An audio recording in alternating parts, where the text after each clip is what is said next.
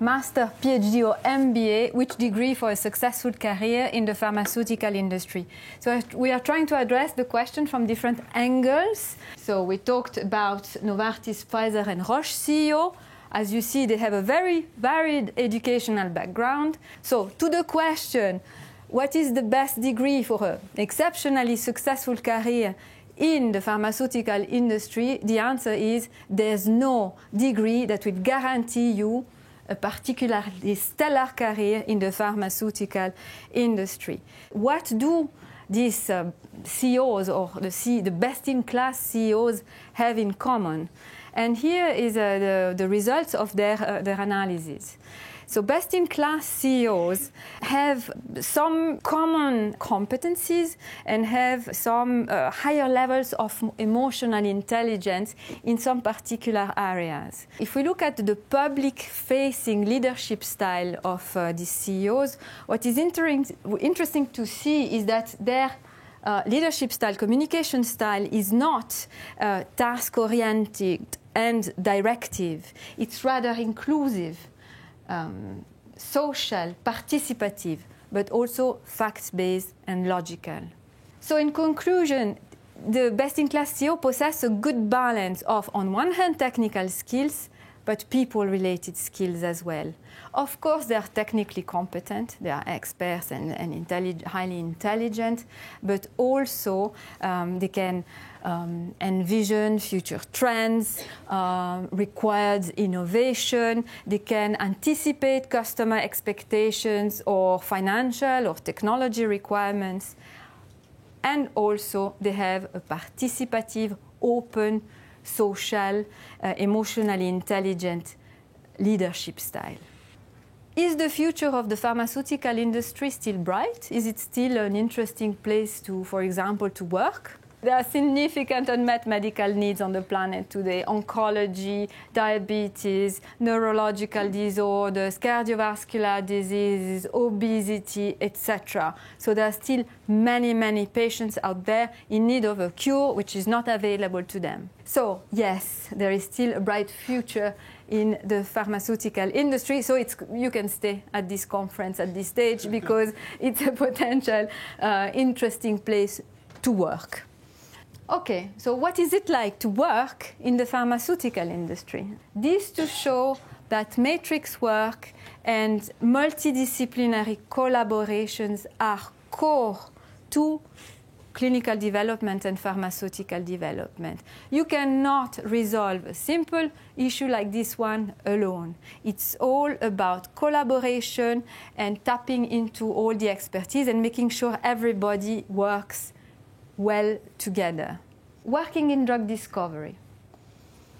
What do you think? Master, PhD, which degree for a successful career in drug discovery? If you have a Master of Science in biochemistry or a related field, you come out of your graduation, what you can potentially access as a job is a research associate role in drug discovery. There is a risk, I'm not saying this is the absolute truth, but there is a risk that your career will stagnate as a senior research associate. Career ladder in discovery research for a PhD, potentially with a postdoc. So PhD plus postdoc, you will access a higher position, scientist position. The scientist not only conducts the experiments, it designs the experiments, he writes, he reports on the experiments, potentially publishing the results, if appropriate, because there is always intellectual property involved.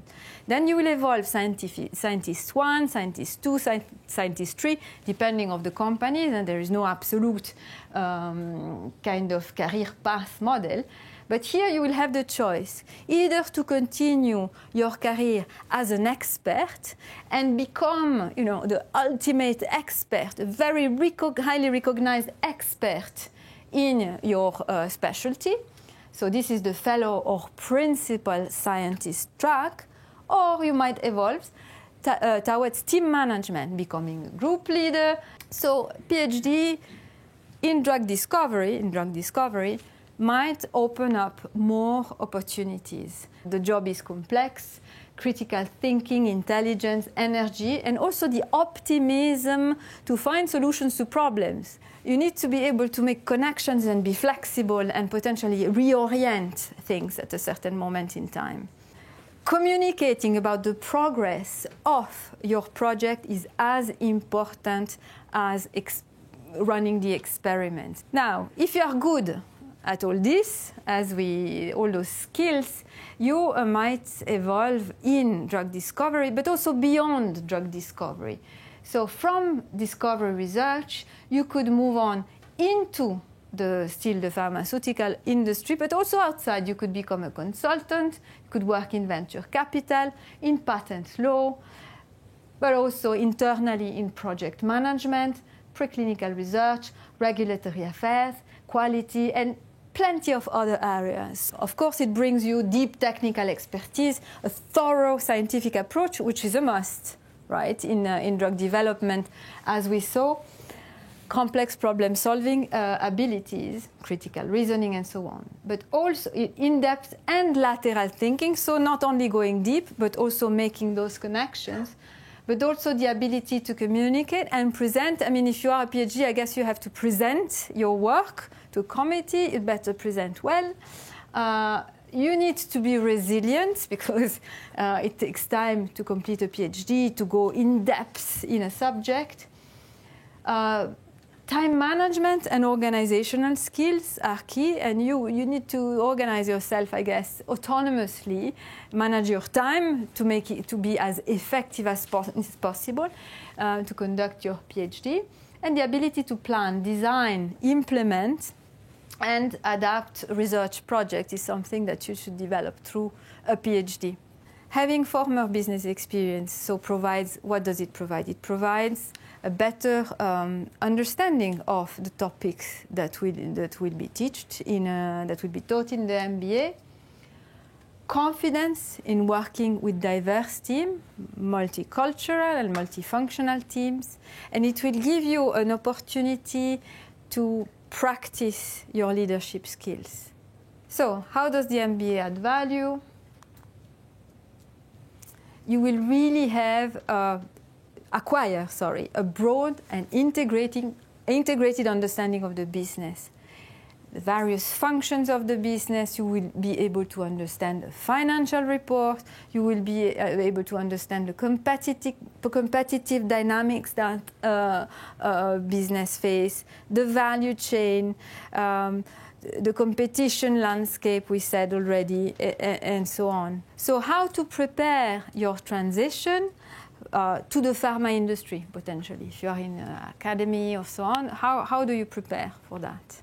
You would be better off to work on, for example, a human disease rather than fundamental and basic research. You should seek for hot therapeutic areas of interest to the industry. You should look at working on unmet medical needs.